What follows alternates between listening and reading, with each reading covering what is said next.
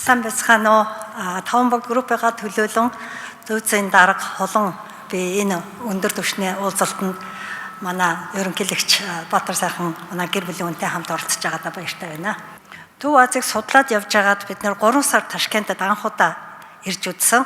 Тэгээд үнэхээр танай улсын маш эрч хүчтэй хурдтай хөгжиж байгааг хараад бахархаад за ер нь бол Төв Азад хөгжүүлэх өргөжих төвөө бол Ташкентаас эхлэх ёстой байна гэж дотроо шийдсэн. Тэгээд энэ ондоо багтаагаад хамгийн анхныхаа салбарыг 10 сая $10 хөрөнгө оруулалтаар нээх гэж байна.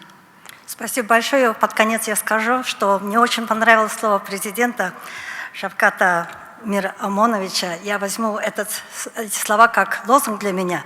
Время быстро летит, надо действовать быстро.